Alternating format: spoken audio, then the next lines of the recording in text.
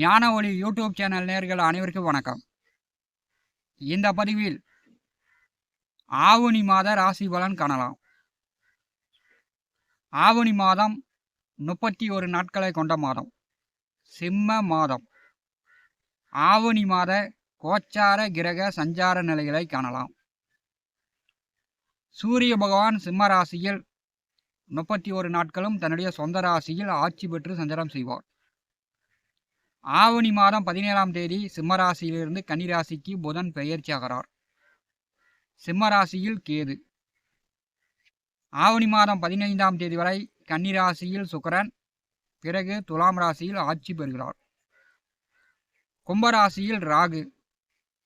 சனிபகவான் மீனராசியில் வக்கரகதியில் செல்கிறார். மிதுன ராசியில் செவ்வாய். சந்திர பகவான் துலாம் ராசியிலிருந்து ஆவணி மாதத்தை தொடங்கி வைக்கிறார்.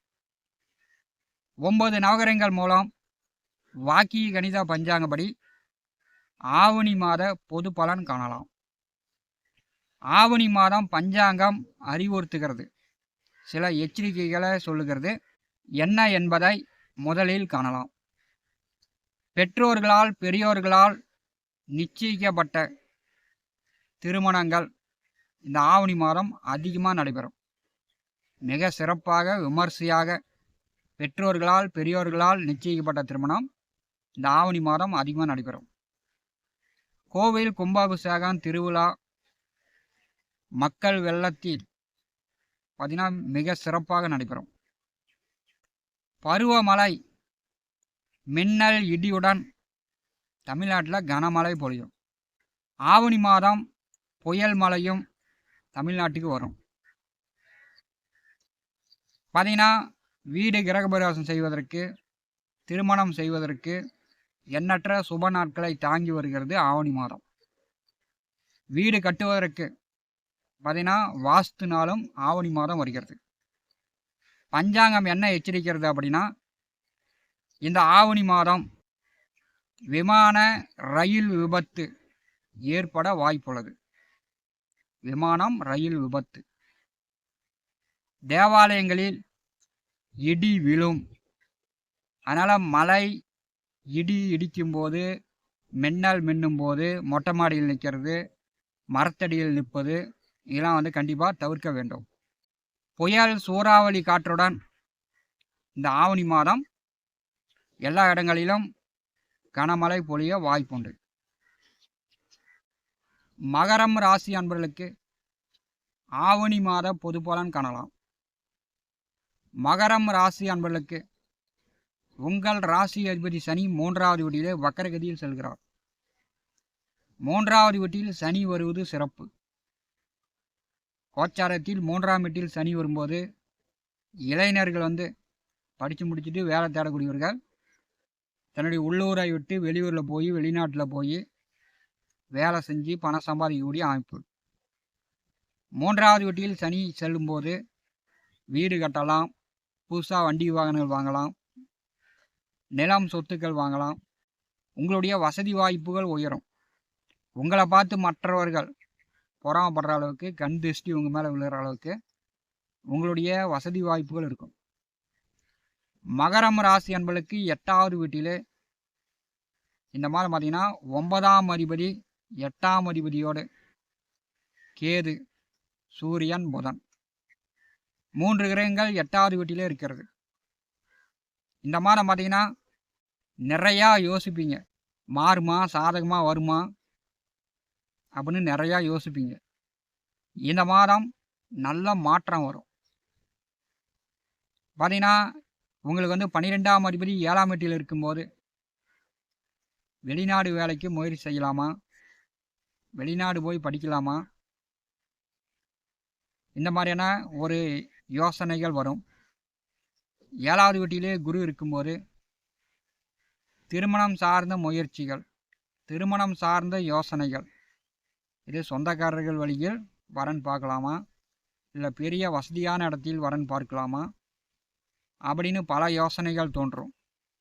உங்களுடைய வசதி வாய்ப்புக்கு தகுந்த மாதிரி நீங்கள் வரன் பாருங்கள். அதை விட்டுட்டு எட்டாத கணிக்கெலாம் ஆசைப்படவே கூடாது.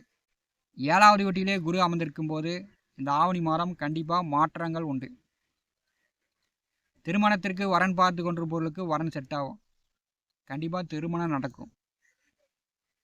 வெளிநாடு வேலைக்கு முயற்சி செய்யக்கூடியவர்களுக்கு வெளிநாடு வேலை கிடைக்கும்.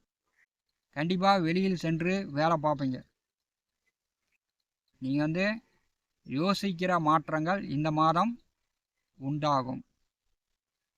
ஆவணி மாதம் 8வது வீட்டிலே சூரியன் ஆட்சி பெற்று செல்லும்போது சிலருக்கு உஷ்ணாதிக்க சம்மந்தப்பட்ட நோய் நொடி வரத்துக்கு வாய்ப்புண்டு.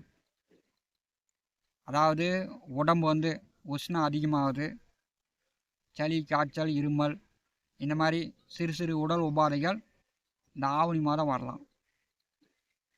பார்த்தீங்கன்னா 8வது வீட்டில் சூரியன் செல்லும்போது கோர்ட்டில் கேஸ் நடந்துச்சுன்னா இந்த மாதம் தீர்ப்பு கேஸ் முடிஞ்சு போயிடும். 8லே சூரியன் செல்லும்போது கோர்ட்டு கேஸு, வழக்கு, வில்லங்கங்கள் தீரும். அரசு காரியங்கள் மகரம் ராசி என்பதற்கு இந்த மாதம் ஒரு சிறப்பாக முடியும். ஏன்னா உங்களுக்கு 8ஆம் அதிபதியே சூரியன் தான். ஆவணி மாதம் 17ஆம் தேதி 9வது வீட்டிற்கு புதன் வருகிறார். பாக்கியஸ்தானத்திற்கு புதன் ஆட்சி பெற்று உச்சம் பெறும்போது கோவில் காரியங்கள் சார்ந்து, ஆன்மீக திருப்பணிகள் சார்ந்து, அன்னதானம் சார்ந்து, பாத யாத்திரை, கிரிவலம், 1 நாள் 2 நாள் சுற்றுலா சென்று வரலாம். 9வது வீட்டிலே புதன் வரும்போது படிப்பு சார்ந்து, உயர்கல்வி சார்ந்து ஒரு நல்ல முடிவு எடுக்கலாம். மகர ராசி என்பதற்கு ஒரு சிறப்பான காலகட்டம். ஆவணி மாதம் 15 வரை 9வது வீட்டிலே சுக்கிர பகவான் நேச நிலையில் இருக்கிறார்.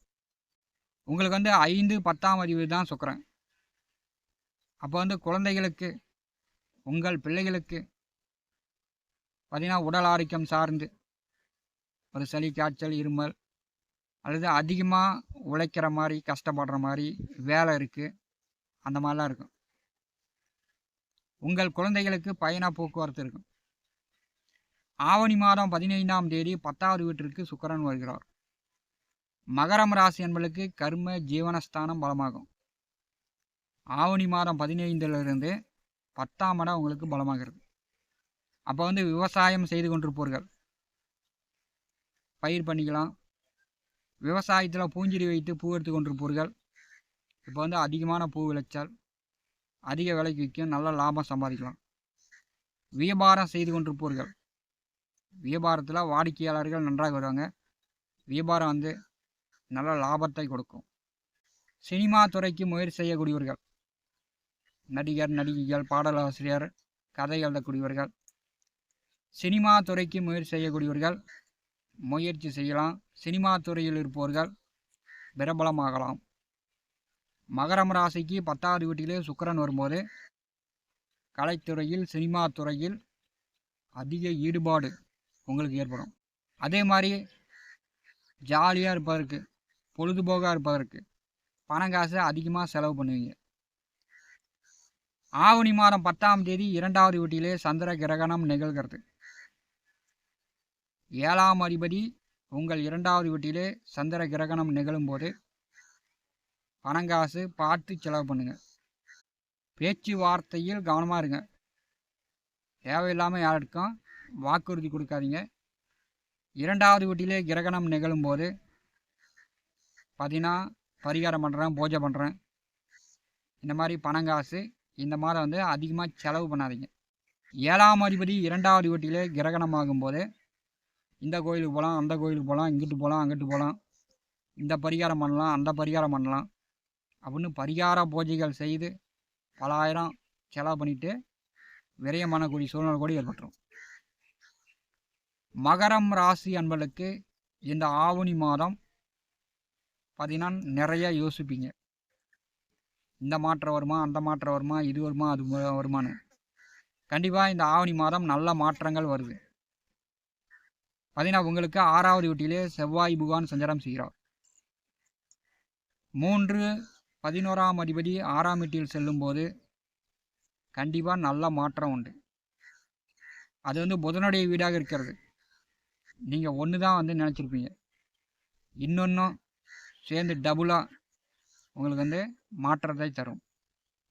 கமிஷன் தரகு புரோக்கர் செய்யக்கூடியவர்கள், ரியல் எஸ்டேட் புரோக்கர்கள், இப்போ இந்த காலகட்டம் உங்களுக்கு சிறப்பான லாபங்களை கொடுக்கும். கமிஷனில் நல்ல வருமானத்தை கொடுக்கும். நீங்கள் எதிர்பார்த்து எந்த வேலைக்கு முயற்சி செஞ்சீங்களோ அந்த வேலை கிடைக்கும். உயர் அதிகாரிகள், முதலாளிகள் உங்களுக்கு சாதகமாக சப்போர்ட் பண்ணுவாங்க. அரசியல்வாதிகள், அரசு அதிகாரிகள் உங்களுக்கு சப்போர்ட் பண்ணுவாங்க. 6ஆம் வீட்டில் செவ்வாய் செல்லும்போது எதிரிகளே இருக்க மாட்டாங்க. கடன் இருந்தால் கடனை கொடுத்து அடைச்சிடலாம். இது ஒரு நல்ல காலகட்டம். இந்த ஆவணி மாதம் நிறையா யோசிங்க, கண்டிப்பாக உங்களுக்கு நல்ல மாற்றம் வரும். ஞானவழி யூடியூப் சேனலை பார்த்து கொண்டிருக்கக்கூடிய அன்பர்கள், இதுவரை நம்முடைய சேனலை சப்ஸ்கிரைப் செய்யாத அன்பர்கள் மறக்காமல் சப்ஸ்கிரைப் செய்து கூடவே இருக்கின்ற ஆல் பட்டன் அழுத்திங்க. தினந்தோறும் நம்முடைய சேனலில் ஜோதிட பலன்கள் பதிவிடப்படும். உடனுக்குடன் பார்த்து பயன்பெறுங்கள். நன்றி, வணக்கம்.